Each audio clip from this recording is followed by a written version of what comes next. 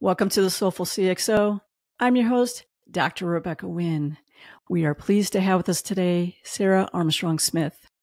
Sarah is the Chief Security Advisor for Microsoft, working with strategic and major customers across Europe to help them enhance their security strategies and capabilities. Prior roles included being the Group Head of Business Resilience and Crisis Management at the London Stock Exchange Group, the Head of Continuity and Resilience, Enterprise and Cybersecurity at Fujitsu, and leadership roles at EY and AXA. She has been on the front line of many major incidents, including IT failures, data breaches, and fraud. She is a fellow of the British Computer Society, recognized as one of the most influential, inspiring women in technology, a highly sought-after speaker, writes numerous articles, and has written 2 books, Effective Crisis Management, a robust A through Z guide for demonstrating resilience by utilizing best practices, case studies, and experiences, and her latest book, Understanding the Cyber Attack Mindset, Build a Strategic Security Program to Counteract Threats. Sarah, it's great seeing you again. Welcome to the show. Thank you, Rebecca, for inviting me. You have a vast background. How in the world did you even get started in cybersecurity? What did that journey look like? Did you study cybersecurity in college? No, not at all. I really didn't know what I wanted to do when I was at school. And when I came out, I didn't go to university. So a lot of people think, oh, you must have just had this career trajectory that went through university and you had it all planned out. So my very first job actually was working in a fraud department. So I was actually doing fraud on fuel cards, funny enough. And it really just got me interested in the insider threats. So that's how I started on the people side of security, why people do what they do. But it didn't pay the bills. So I ended up working for a water utility company. And it just so happened to be the late 90s. And I was invited to work on this new IT program. And that just happened to be the Millennium Bug. And my role in that job was looking at what tests had to be done on the stroke of midnight. So all the recoding and designing of IT systems. And I kept asking, what if? Yes, but what if the call center doesn't work? What if you can't get people into the office? What if the IT systems fail and it's a water utility? So what if we can't get water to people? And I kept just saying, what if, what if, what if?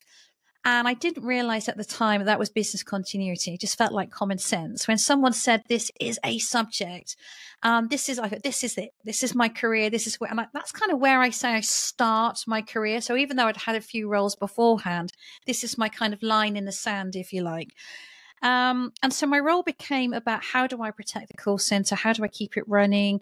Thinking about all the networks, all the services. And the funny thing was, on the stroke of midnight, nothing happened. It's like, was that a waste of money? Was that good planning? And I went on to look at putting plans in place for engineering and laboratories, but I was always drawn back to the IT. I was always interested in that. So in 2001, I joined AXA, financial services company, and my role pivoted from business continuity into disaster recovery. And within a few months of me joining, 9/11 happened. So that was all change again. We'd gone from backup tapes to data replication and it just started speeding up. And I was headhunted in 2005 into EY. My very, very first day on the job, believe it or not, was the 7/7 London bombings. And so I'd kind of then pivoted from business continuity, disaster recovery into crisis management. And all of a sudden, exec level exercises and all of these things that happened. And in 2007, I joined Fujitsu. And that was my kind of entry point into cybersecurity in essence. And so Fujitsu, they are a largest service integrator, lots of hosting contracts. And sometimes companies would outsource their entire IT. And my role was to really think about, what are we here to protect? So bringing in all of that business continuity, disaster recovery, crisis management, and bringing it into the cybersecurity world. So I always describe myself as working on the business side of cyber for that very purpose. It's really understanding the people, understanding the crown jewels, and understanding all of that together. And I said, I was at Fujitsu for 12 years, and that kind of multiple incidents, multiple failures, multiple cyber attacks. And then I actually joined Microsoft in 2020. And true to form were these major incidents that keep following me around everywhere. As I joined Microsoft, we were just going into lockdown. with the global pandemic. So I spent the first 18 months of my career working online on Teams. But that was so interesting. I work across multiple sectors and multiple countries across Europe. So I was kind of working side by side with them when they're pivoting to hybrid working, mass acceleration to the cloud. And all the way through, the attackers were absolutely relentless. We've kind of come out the other side of the pandemic. We then had the Russian invasion of Ukraine. We've seen huge, large-scale cyber attacks. And it's just really kind of pivoted from there. So as I sort of say, I started over 20 years ago, and it's just been this continuous journey, if you like. It's interesting when we talk about instant response, disaster recovery, and business continuity, and in companies, they always want to treat them separately. But I think they all tie in together. And it sounds like you think that way too, or know that way too. How do you recommend companies to take a look at that? 'Cause without business continuity, there is no true enterprise risk management, and there's no true, I would say, long-term recovery from incidents and disaster recovery. How should they be viewing that more holistically to get out of them quicker and actually be able to save your company in a lot of instances? Well, I think the really key thing is that people seem surprised when we have major incident. So I remember to 9/11, and people talk about black swan events. So these events are so big, of such magnitude, they could never have been predicted. No, I don't believe that. I don't believe in black swan events whatsoever. And actually, one of the things that even when I was a kid, I started reading public inquiry reports. And the first one I got interested in was when I was 12 years old. And it was the public inquiry as a result of Piper Alpha. It's very similar to Deepwater Horizon, big oil rig in the North Sea that exploded, killed people. And the public inquiry report really was very interesting to me that, these are major incidents, don't just happen from nowhere. There's always a story. There's always a trajectory. Miss warning signs, reports that have gone wrong. It's all kind of hinges on the culture of the organization. And it kind of just really dawned on me with regards to the fact that how bad does it have to get before we take proactive action?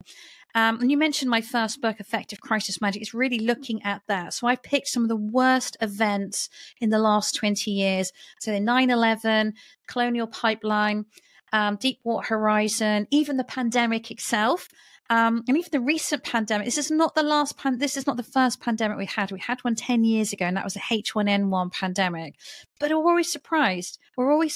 Lessons get asked. How did we get here? And so that's really important to really think about some of these major incidents, really learn lessons, and what do we have to do to make a proactive change? And that's the real bit that I'm really trying to emphasize to people, because if it keeps repeating the same problems, you're just going to have the same mistakes, the same incidents, but arguably they're going to escalate. They're just going to get bigger and bigger until we repeat the cycle. We're going to be here a few years down the road. There's going to be another industrial accident, another cyber incident, another huge scale incident where we're going to be back to square one again, asking the same question. One of the things I like to do here in the United States is I look at the congressional hearings and read through those. And a lot of people don't, but I read the ones that are from the House and from the Senate, because they usually have to do a very deep dive.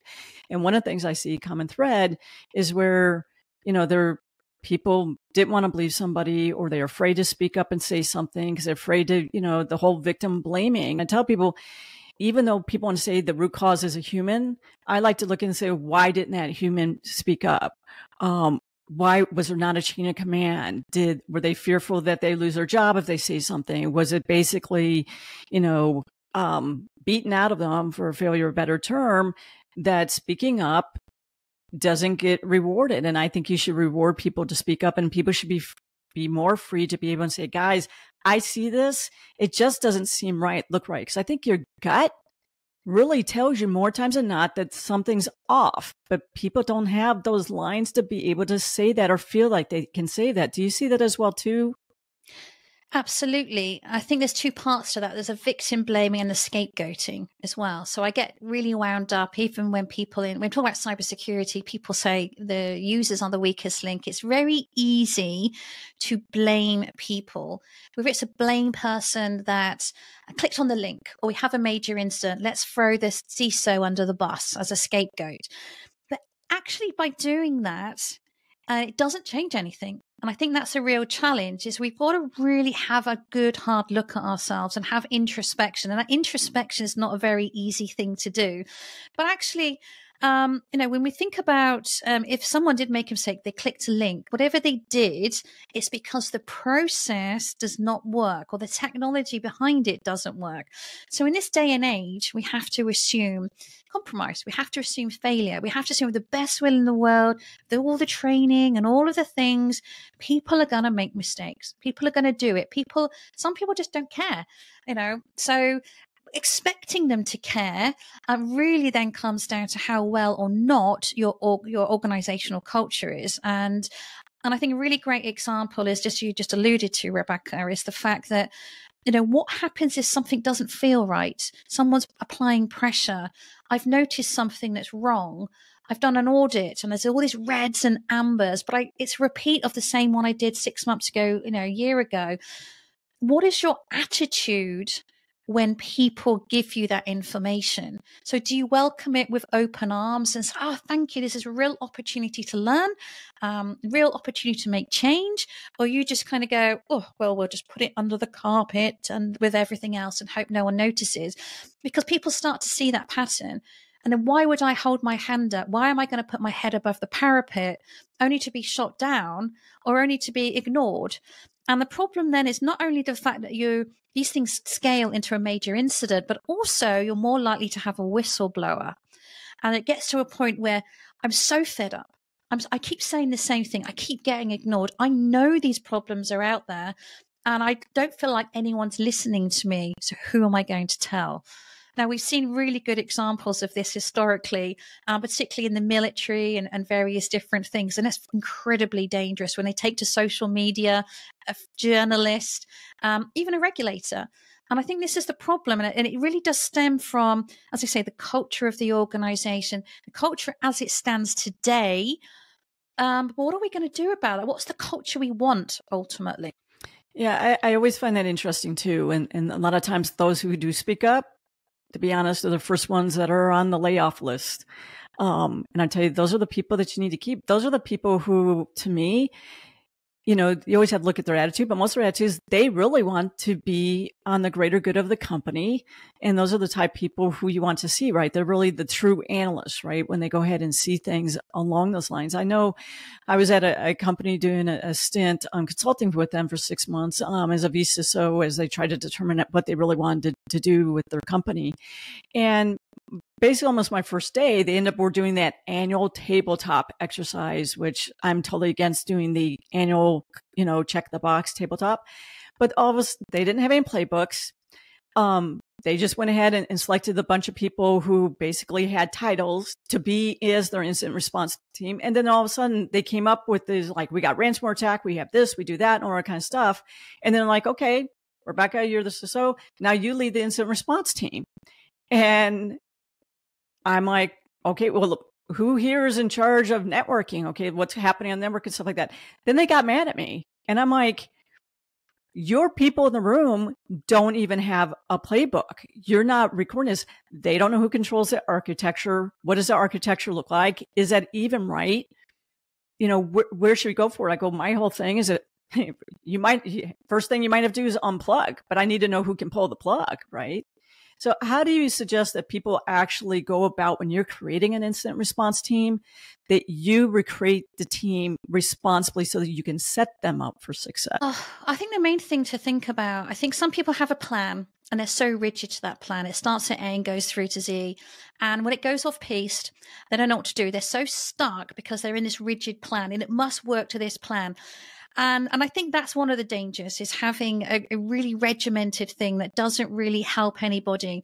So it has to be a guideline first and foremost. It has to kind of be the real important thing. So the first thing I would say is you have to have people impact above everything first. And I've looked at so many business continuity, crisis management, incident response plan, where the impact to people is like halfway down. You look at the technical impact, the operational impact, financial impact. Now, inadvertently, that says we value profit over people. Now, people, and if I say that to some, it's like, oh, absolutely no way. There's no way that we put profit above people. But when you put financial impact above people, it really does change the mindset. So first and foremost, doesn't matter what incident, it's a cyber attack, fire, flood, the power's gone out, whatever the case may be. I need to know what the people impact, whether that's our employees, whether that's our customers, our partners, whoever the case may be. So that's really important to have that mindset first and foremost. The second thing is to really understand the critical actions that must happen. And what I say to people, every action has a chain reaction. And there's a big difference between no action and inaction. Inaction is doing nothing, and no action is a deliberate choice to do nothing. So whatever that is, whatever that action is that needs to happen, do you have the right information available to make that decision? If you don't, how are you going to get it? Because ultimately, you can only make a decision based on what you know at the time.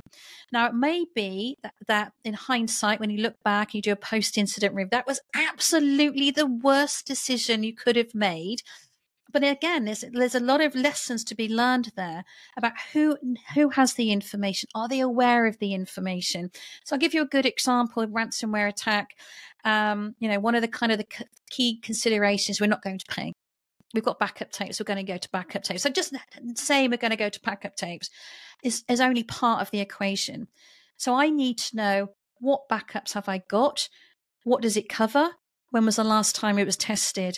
Is it successful? Does it enable me to do a full rebuild? Because a lot of backup tapes will just be the odd file or the odd system. Can I recover end to end?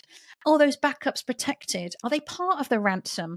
And so all of these what if, a lot of these questions, I don't want to be figuring those questions out when I have a ransomware attack. The threat actor is all over me, the media's on me, the regulators on me, I've got angry customers. So I need to have done my due diligence in advance. I need to kind of preempt what you're going to need to know, who needs to know, and who is making the decision ultimately. So is this a hierarchical decision? Does it have to go all the way up to the top? Someone makes a decision, it goes all the way back down again. Are we making it by committee? And therefore, who needs to kind of be involved in that? Now, as you said as well, if I take someone out of the equation, are they on holiday, they're on leave, they're sick, who's empowered to make that subsequent decision, and do they understand that? So when we think about those decisions, we're not just thinking about the first decision. We need to know what the knock-on effect is. So if we're going about to cause a chain reaction, not only do I need to know the second action, I also need to know the third and fourth. And that's really important. And there may be some things that cannot start until this other thing has finished. And inadvertently, what we're doing through there, if I understand this, I've done my due diligence, I need to understand the critical path. And that's really key in decision making. So when I'm thinking about, we're on the clock, if I'm going to justify shutting the entirety of internet banking down, for example, the minute I pull the plug, everyone's going to know about it. I'm going to have social media. I'm going to have people who are angry. The regulator's going to know. It's going to be picked up by the media. So I then have to have all of my ducks in a row with, am I prepared? Have I got all of that into play?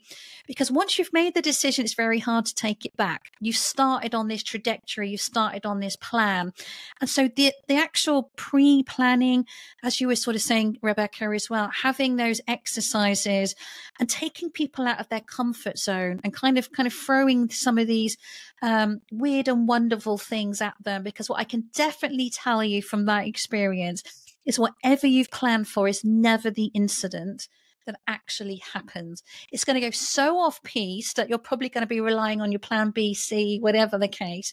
And so we're going to have to kind of think about all of those different things combined and make sure that people are confident in their ability, and they're empowered to make the decisions, ask the questions, and don't just kind of go to this rigid plan, as I said.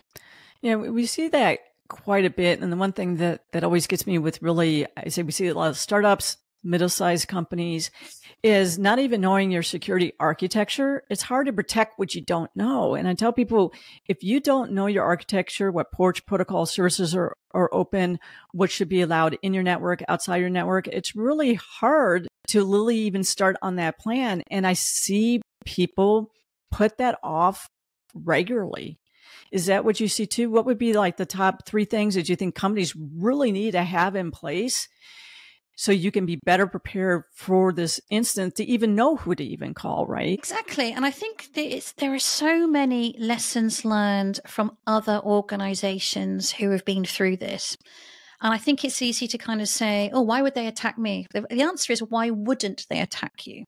So the first thing is to have that assume compromise, that assume failure mindset that we were talking about. So the best will in the world, the technology, you might have outsourced all the training, you still have to assume a threat actor is going to be able to get in. And if they can get in, what can they do?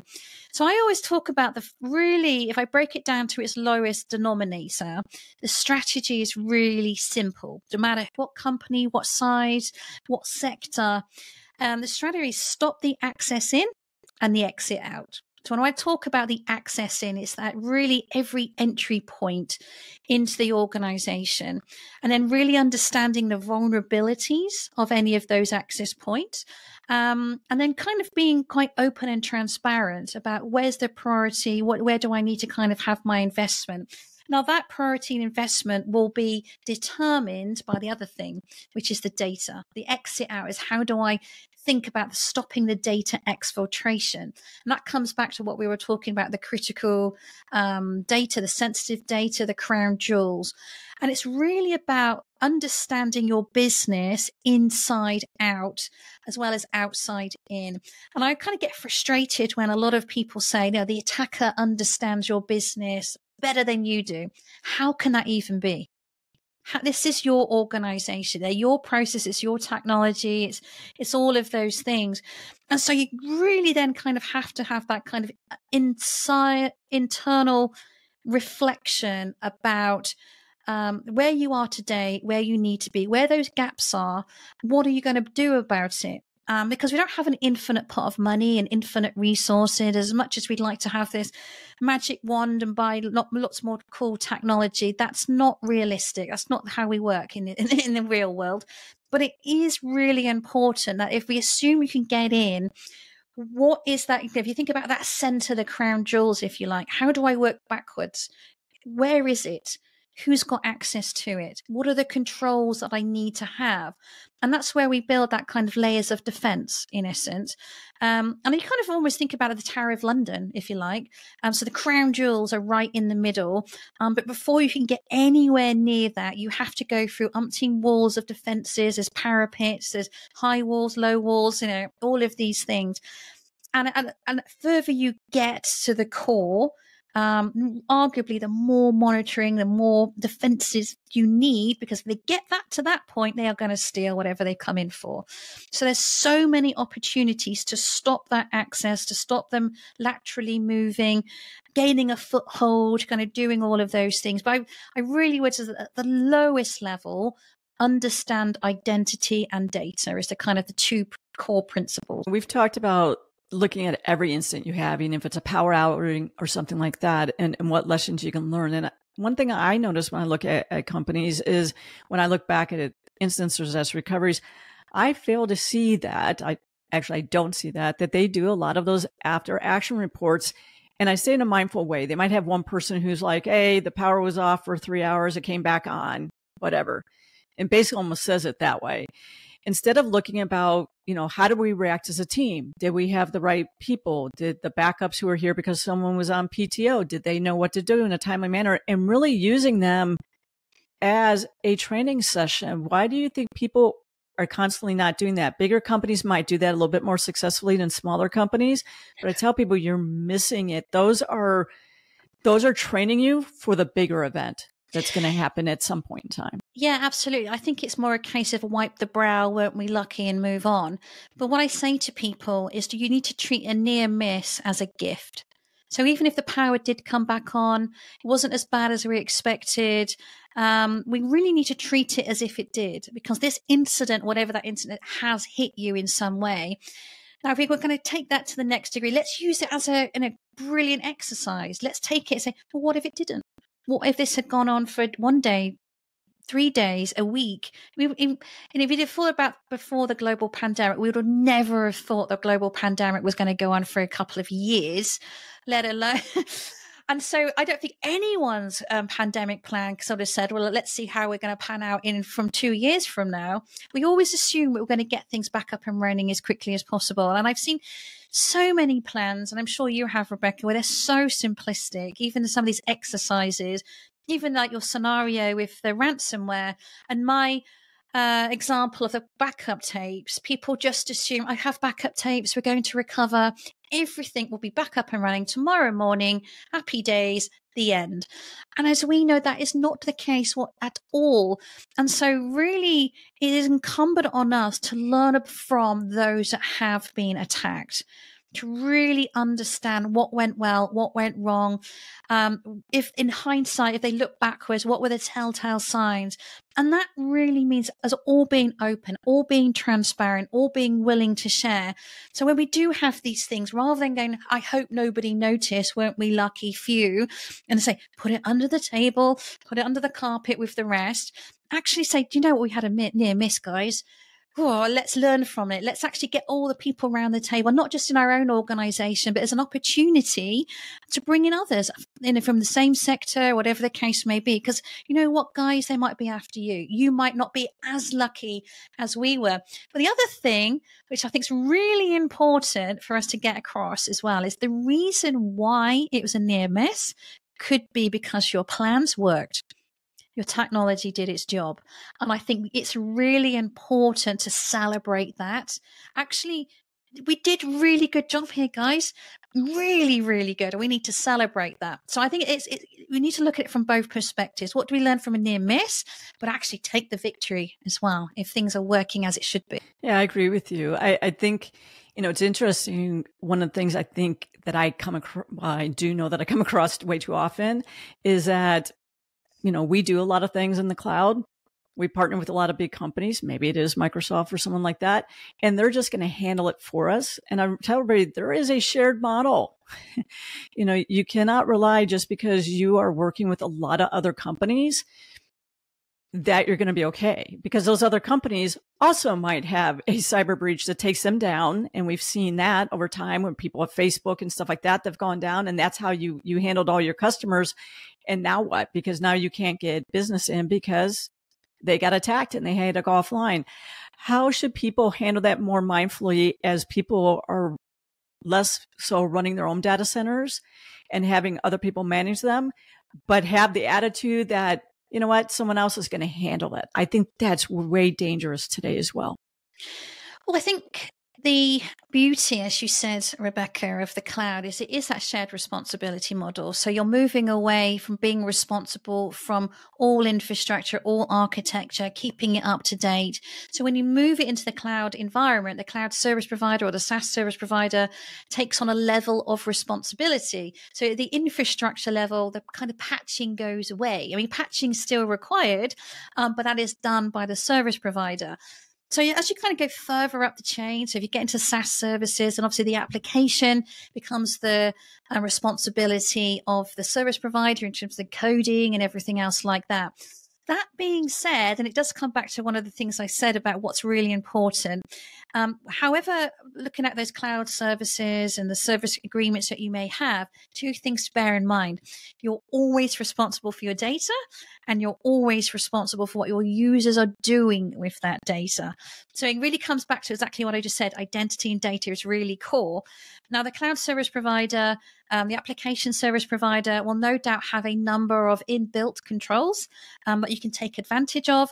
But it's really incumbent on you to understand how they should be set, how high, how low. And when something goes wrong, as you sort of said, so if you're getting an alert or something's not working right, something looks a bit strange, again, you still have to be accountable for what your business is going to do about that.